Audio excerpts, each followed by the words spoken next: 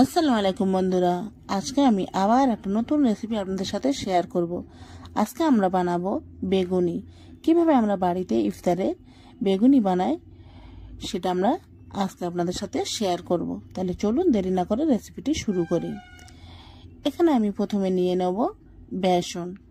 বেসনটা আমি আমার পরিমাণ মতো নিয়ে নেব, কারণ আমি যতটা বেগুনি বানাবো ততটাই বেসন এখানে মাখাবো।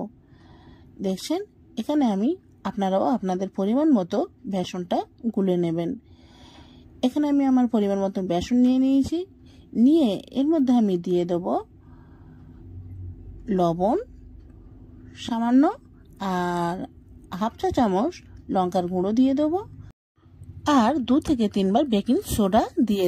আপনি দেখছেন আমি কেমন করে দিচ্ছি, এমনভাবে 2 থেকে 3 বার বেকিং সোডা আমি এমনভাবে দিয়ে দেব। দিয়ে এটা আপনারা বেকিং সোডাটা চামচ মেপে হাফ চামচও দিতে পারেন। আর এবার আমি এগুলো খুব ভালোভাবে মিক্সড করে নেব। নিয়ে এর মধ্যে আমি পরিমাণ মতো 1 কাপ প্রথমে আমি পানি দিয়ে দেব। দিয়ে এটা আমি আবার খুব ভালোভাবে মিক্সড করব। দেখুন, খুব ভালোভাবে এটা আমি মিক্সড করে নেব। আর যদি আপনাদের হাতে সময় থাকে তাহলে এটা আপনারা আধ ঘন্টা আগে থেকে ভিজে রেখে দেবেন। বেসনটা ভিজিয়ে রেখে দিলে বেসনটা কী করবে, বেগুনিগুলো আরও খুব ভালোভাবে ফুলে যাবে আর খুব ক্রিস্পিও হবে। আর যদি পারেন তাহলে এর মধ্যে আপনারা যদি খুব ক্রিস্পি খেতে চান তাহলে এর মধ্যে আপনারা কর্নফ্লাওয়ার হাফ চামচ দিতে পারেন, বা চালের গুঁড়ো, দুটো যে কোনো দিলেই হবে যদি আপনারা বেগুনিটা খুব ক্রিস্পি করে খেতে চান। দেখুন, এবার আমি এটা খুব ভালোভাবে মিক্সড করে নেব। দেখছেন ব্যাটারটা ঠিক এমনই হবে। আপনারা দেখেই বুঝতে পারছেন যে ব্যাটারটা কেমন হবে। দেখুন, খুব ভালোভাবে কিন্তু বেসনটা গুলে নিতে হবে। এবার আমি বেগুনিটা রেডি করব। এখানে আমি বড় সাইজের বেগুন নিয়ে নেব। দেখুন, আর খুবই পাতলা পাতলা সাইজে এটা আমি কেটে নেব।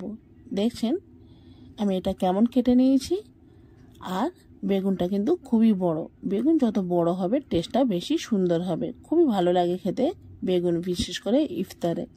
দেখুন, এর মধ্যে আমি লবণ আর গুঁড়ো লঙ্কা দিয়ে এটা খুব ভালোভাবে মিক্সড করে নেব। প্রত্যেকটার গায়ে খুব ভালোভাবে এটা লাগিয়ে দেব। দেখুন, এমনভাবে হাত দিয়ে খুব ভালোভাবে এটা মাখিয়ে নিয়ে যে বেসনটা আমি গুলে রেখেছিলাম তার মধ্যে আমি এমনভাবে দিয়ে দেব। দেখছেন, এরম মাখিয়ে নিয়ে আমি তেল আগে থাকতে গরম হতে দিয়েছি। আমি তেলের মধ্যে এটা দিয়ে দেব। তেলটা খুব ভালোভাবে গরম হয়ে গেছে। আর বেগুনিটা আমি এর মধ্যে ছেড়ে দেব।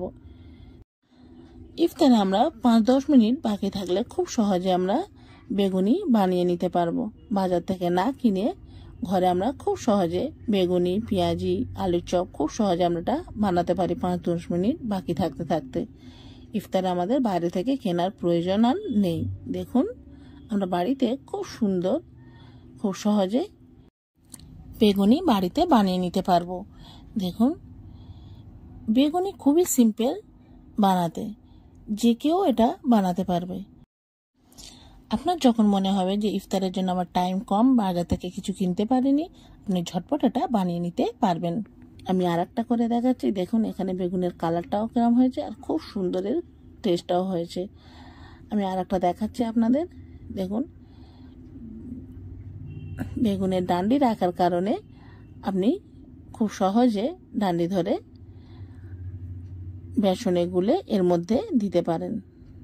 দেখছেন, আর এমনভাবে করলে আর বেগুনটা খুব ভালোভাবে ফুলেও উঠবে। দেখুন, ইফতারে আমরা সব সময় আলুর চপ, পেঁয়াজি খেতে খুবই পছন্দ করি। সেই জন্য আজকে আমি আপনাদের বেগুনি করে দেখিয়েছি যে কেমন আমরা বাড়িতে খুব সহজে ঝটপট বেগুনি বানাই। দেখছেন খুব সুন্দর হয়েছে না? ফুলে একেবারে ডবল হয়ে গেছে।